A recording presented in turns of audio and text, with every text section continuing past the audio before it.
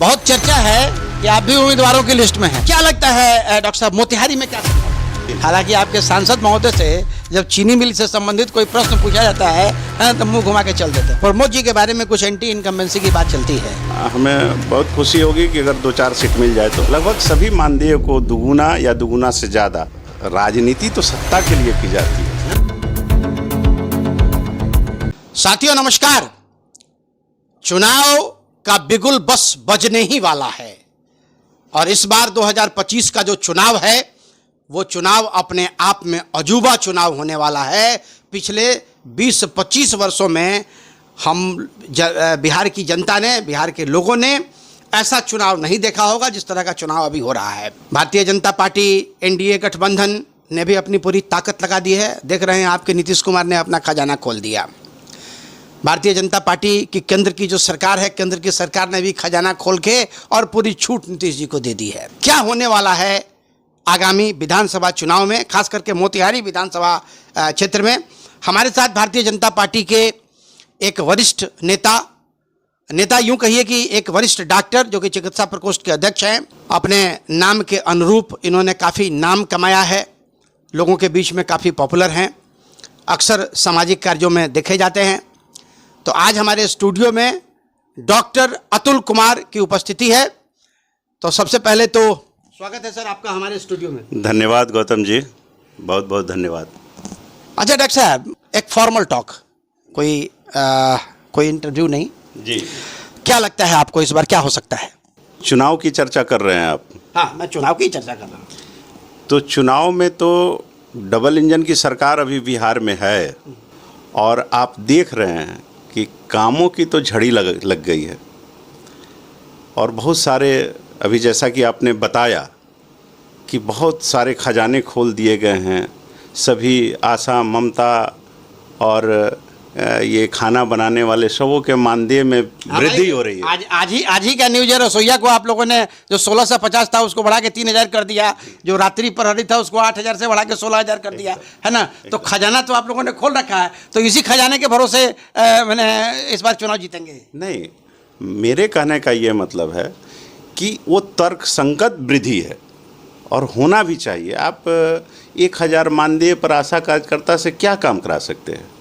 उसके काम की गुणवत्ता तो घट जाएगी ना। नहीं तो मोदी जी की जो सभा थी, उस मोदी जी की सभा में हम लोगों ने एक मीटिंग न्यूज़ शूट किया था, उसमें रसोइयों का बड़ा डिमांड था। रसोइयों ने कहा कि 1650 रुपये पर सवेरे 8 बजे से लेके 4 बजे ले काम होई, हमनी के ना चाहिए। तो लेकिन बढ़ाया भी तो कितना बढ़ाया? बढ़ा के 3000 किए हैं, दुगुना तो कर दिया ना। हाँ। तो सरकार को तो सबको धन्यवाद देना चाहिए कि आपने मानदेय में वृद्धि की मांग की थी और इसको दुगुना कर दिया गया। लगभग सभी मानदेय को दुगुना या दुगुना से ज़्यादा। जैसे कि आपको पता है कि वृद्धावस्था वाला पेंशन जो है वो पहले 400 हुआ करता था, आज की डेट में 1100 रुपया है। तो प्रशांत जी कह रहे हैं कि हमारा शासन आएगा तो हम 2000 कर देंगे। प्रशांत जी की बात जो है, प्रशांत जी केवल प्रोपेगेंडा कर रहे हैं। उनके पास कोई मूलभूत प्लानिंग नहीं है। आप कैसे एम्प्लॉयमेंट जनरेट कर देंगे? आप कहते हैं कि छठ के बाद से ये कर देंगे, वो कर देंगे, तो कार्ड बनवा के बांट रहे हैं। हवा में उठा के हनुमान जी जैसा ला के रख देंगे क्या इंडस्ट्री?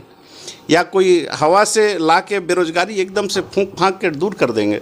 ऐसा संभव नहीं। प्रशांत जी के बारे में क्या आपका अप्रोच है कि सब हवा हवाई है? एकदम से बिल्कुल, केवल उनकी वाचालता है, केवल। अच्छा डॉक्टर साहब, एक बात बताइए कि पूरे बिहार में प्रशांत जी को कितना सीट आप उम्मीद करते हैं? अब कह तो नहीं सकते, समय बताएगा। प्रयास करें। हमें बहुत खुशी होगी कि अगर 2-4 सीट मिल जाए तो। मैंने 2-4 सीट पर आप प्रशांत जी कहते हैं कि 140 सीट से कम अगर मिलेगा तो हम मानेंगे कि हमारी व्यक्तिगत हार है। नहीं, हम तो उनके लिए शुभकामना के साथ ऐसा बोले हैं। हो सकता है कि 0 भी रह जाए। अच्छा चलिए, ये तो बिहार की बात हो गई। क्या लगता है डॉक्टर साहब, मोतिहारी में क्या संभव है? मोतिहारी देखिए, शुरू से ही बीजेपी का एक स्थापित जगह रहा है। आप 1977 के चुनाव के बाद देखें तो यहाँ पर बीजेपी ही बीजेपी है। और अभी वर्तमान में चूँकि बीजेपी एनडीए गठबंधन का एक बड़ा भाई है और यहाँ पे जिस तरह के काम या विकास कार्य हुए हैं या सरकार जैसी काम की हुई है, उस पृष्ठभूमि को देखते हुए और ऐतिहासिक दृष्टि को देखते हुए और डबल इंजन सरकार का काम देखते हुए हम तो यही कहेंगे कि हमारी विजय सुनिश्चित है और जय हो, ऐसा है। नहीं, एक चीज़ जैसे कि प्रमोद जी के बारे में कुछ एंटी इनकम्बेंसी की बात चलती है, और राधा मोहन जी, जैसे राधा मोहन जी के बारे में ये कहा जाता है कि पूर्वी चंपारण में अगर पत्ता भी हिलता है तो उसको बिना उनसे पूछे नहीं हिलता है। तो क्या लगता है कि इस बार फिर से प्रमोद जी रिपीट करेंगे या किसी नए चेहरे को मौका मिलेगा? देखिए, ये काम पार्टी को तय करना है। पार्टी अपना सर्वे कराती है। सर्वे का स्तर बहुत तरह से होता है, कुछ अंदरूनी कराते हैं, कुछ एक्सटर्नल कराते हैं, और इन सबों का रिपोर्ट तय होता है। सांसद साहब से रिपोर्ट मांगा जाता है और उसके बाद से जो पार्लियामेंट्री बोर्ड होती है, जो चुनाव की समिति, तो वहाँ से ये तय होता है कि कौन से उम्मीदवार लड़ाई में उतरेंगे। ये अलग बात है कि अभी बहुत ज़ोर शोर से ऐसा कहा जा रहा है, लेकिन ऐसी हल्ला तो हर वर्ष होती है, लेकिन विजय तो भाजपा की होती है और भाजपा कैडर बेस्ड पार्टी है। भाजपा में कोई उम्मीदवार नहीं जीतता, भाजपा पार्टी जीतती है। ये हमारा मैंने शुरू से रहा हुआ है कि हमारी पार्टी जीतती है, उसमें कोई व्यक्तित्व तो प्रमुख व्यक्ति नहीं होता। लेकिन 20 साल हो गए है ना, अब तो बख्श दीजिए।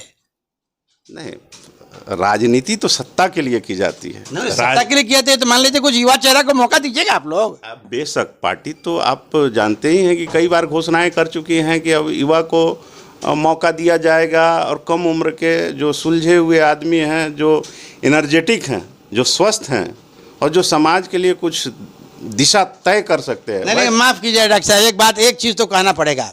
पिछली बार भी राधा मोहन जी का जो चुनाव था, पिछला लोकसभा, उसमें उन्होंने घोषणा की थी कि अंतिम चुनाव, इसके बाद नहीं लड़ेंगे। अब फिर इस बार टिकट लिया, फिर चुनाव जीत गए। तो क्या लगता है कि इस बार फिर से प्रमोद जी को भी आप लोग रिपीट कीजिएगा क्या? अच्छा, आपने सबसे पहले तो आदरणीय राधा मोहन जी की बात करी। आप राधा मोहन जी की एनर्जी का लेवल अभी देख पा रहे हैं, दुगुनी एनर्जी हो गई है उनकी। ऐसा लगता ही नहीं है कि राधा मोहन जी मैंने काफ़ी अभी एनर्जी में दिख रहे हैं, बुढ़ापा से युवावस्था की ओर जा रहे हैं। एकदम से उनका देखिएगा अगर स्पीड, उनके काम का स्पीड, हम लोग तो उनके करीबी हैं, वो देखते हैं 24 घंटा पार्टी के लिए ही और संगठन के लिए ही, और जगह जगह जो पार्टी के कार्यक्रम होते हैं उनमें उनकी भागीदारी, उनकी एनर्जी, उनका सोच, सब कुछ भारतीय जनता पार्टी पूर्वी चंपारण पूरी तरह से राधा मोहन सिंह जी के ही ऊपर में डिपेंडेंट है एक ढंग से। और वो देश का ये पहला कॉन्स्टिट्यूएंसी है, ये ज़िला है पूर्वी चंपारण, जो पार्टी के कार्यक्रम में तकरीबन अगर फर्स्ट नहीं रहा तो सेकंड थर्ड तक आता ही आता है। अधिकांश प्रोग्राम में, ऑर्गेनाइजेशन में ये हिंदुस्तान का फर्स्ट पोजीशन वाला ऑर्गेनाइजेशन है ये ज़िला, जो उनके कुशल नेतृत्व में चल रहा है। रहा प्रमोद जी की बात, पार्टी तय करेगी। अगर पार्टी उनको मानती है कि वही सुयोग्य अगर उम्मीदवार हैं, तो हमारे यहाँ तो पार्टी लड़ती है ना, हमारे यहाँ व्यक्तित्व तो नहीं लड़ता, हमारे यहाँ पार्टी लड़ती है। डॉक्टर साहब, एक तीखा सवाल। 2014 में मोदी जी आए थे, बड़ी बड़ी घोषणा करके गए, उसमें घोषणा चीनी मिल से संबंधित भी थी। हालांकि आपके सांसद महोदय से जब चीनी मिल से संबंधित कोई प्रश्न पूछा जाता है तो मुंह घुमा के चल देते हैं, है ना। तो आप बताइए, चीनी मिल का कुछ कर सकिएगा आप लोग आगे आने वाले समय में या नहीं? ये बहुत हाई लेवल बात है, और जहाँ तक मुझे जानकारी है कि कुछ कतिपय घटनाएं कुछ ऐसी हुई कंपनी के मालिक के साथ कि कंपनी घाटे में चलने लगा, और इसमें लगता है कि ट्रेड यूनियन का ज़्यादा योगदान रहा। इस वजह से कंपनी घाटे में लगातार चलती रही और व्यय करती रही, और लेकिन एक सीमा होता है, उसके बाद से कंपनी इस घाटे को बियर नहीं कर सकी और कंपनी को बंद कर देना पड़ा। अब जब कभी भी मुआवजे की बात होती है तो उसमें जो लोग बचे हुए हैं वो आज तक का मुआवजा मांगते हैं। प्राइवेट प्रॉपर्टी है, कोई सरकारी तो प्रॉपर्टी है नहीं। वो मिल प्राइवेट प्रोप्राइटरशिप में था। नया मिल खुलवा दीजिए। तो नया मिल खुजवाने का तो कांग्रेस के सरकार में प्रयास हुआ था, माननीय अखिलेश कुमार सिंह ने प्रयास किया था। प्रयास तो किया लेकिन लेकिन उस उद्योगपति का उन्होंने पैसा भी दबवा दिया और जिसकी ज़मीन थी वो ज़मीन कब्जा भी कर लिया और उस पता नहीं वो हवाई चीनी मिल कहाँ रह गया। राधा मोहन जी इस देश के इतने कद्दावर नेता हैं, यहाँ के लोगों का एक डिमांड है, तो आप लोगों के माध्यम से भी बात तो कम से कम उनके कान तक पहुँचे कि भाई यहाँ के जो किसान हैं वो गन्ना का उत्पादन करते हैं, है ना, तो उनको कम से कम कुछ आफियत हो जाए। चीनी मिल सरकार अभी एक तो सुगौली का चीनी मिल सरकारी उपक्रम भी है, बुरी स्थिति में चल रहा है, ठीक है, लेकिन सरकार का ही उपक्रम है। देखिए जो इंडस्ट्री सिर्फ 3 महीने का पेराई करेगी, अब कहाँ 3 महीने का, अब उसके साथ तो एथेनॉल का भी प्लांट लगाया जाता है। तो इथेनॉल का प्लांट पूरी तरह से अभी सरकार अभी उसमें अभी उतना अभी उत्सुकता नहीं दिखाई है। शाहनवाज हुसैन थे यहाँ जब उद्योग मंत्री, तो उस समय उन्होंने 16 इथेनॉल प्लांट को मंजूरी उन्होंने दी थी। तो ये दुर्भाग्य था ना कि सरकार बदल गई, चिंताएं बदल गई। आप तो जानते हैं फिर से सरकार तो आप ही की है। नहीं, आरजेडी की सरकार तो अग्रगामी नहीं ना है, वो विपरीत दिशा में चलती है, बैक गियर रिवर्स गियर में चलने वाली सरकार है। वो उनका जब भी होता है तो व्यक्तिगत काम के को तरजीह दिया जाता है और जनता के कामों पर विशेष तरजीह नहीं दिया जाता। चलिए डॉक्टर साहब, अंतिम सवाल आपसे। बहुत चर्चा है कि आप भी उम्मीदवारों की लिस्ट में हैं, क्या ये सही है? देखिए, पार्टी में जब भी कोई आता है तो एक तो सेवा की भावना होती है, इसके अलावा उस पार्टी के राजनीतिक विचारधारा से उसका मेल खाता रहता है और कहीं ना कहीं ये आशा आकांक्षा छिपा ही हुआ होता है कि पार्टी जब मुझे योग्य समझेगी तो हमें अवसर दे सकती है। ऐसी आकांक्षा सारे राजनीतिक कार्यकर्ताओं की रहती है और भाजपा ऐसी पार्टी है, आपने लगातार उदाहरण देखा होगा कि किसी को भी किसी भी काम का मौका कभी भी पार्टी दे सकती है। वो एक फर्स्ट बार एमएलए विधायक जीते हुए आदमी को मुख्यमंत्री बना सकती है, एक छोटे से कार्यकर्ता को एमएलसी बना सकती है, जिसको कोई नहीं उम्मीद कर सकता है उसको राज्यसभा भेज सकती है, जो रियली काम किया हो उसको पद्मश्री देता है जिसको लोग जानते नहीं हैं। तो हमारे भारतीय जनता पार्टी की ये विशेषता है, वो किसी को भी अगर सुयोग्य अगर समझेगी तो वो टिकट दे सकती है और पार्टी में जो कार्यकर्ता है, जो काम करता है, वो हमारे यहाँ तो मैं कह रहा हूँ कि हमारी पार्टी चुनाव लड़ती है, व्यक्तित्व तो लड़ता नहीं है। पार्टी जब सुयोग्य समझेगी तो किसी को भी दे सकती है और मुझे अगर दिया, अगर ये अवसर प्रदान किया तो कुछ हद तक तो हम भी सक्षम है ही और ऐसा किया जा सकता है। चलिए, बहुत बहुत धन्यवाद डॉक्टर साहब। देखिए, एक बात जो डॉक्टर अतुल कुमार ने बताई कि निर्णय जो भी होता है वो पार्टी का होता है, पार्टी तय करती है और पार्टी यदि तय करेगी कि डॉक्टर अतुल कुमार को भी उम्मीदवार बनाना है तो वैसी स्थिति में पूरी एनर्जी और पूरी ताकत के साथ ये भी मैदान में जुटे रहेंगे। लेकिन सब कुछ पार्टी पे डिपेंड करता है।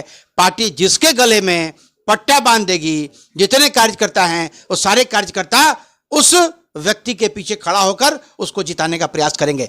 देखते रहिए फाइनल पोस्ट। बहुत बहुत धन्यवाद।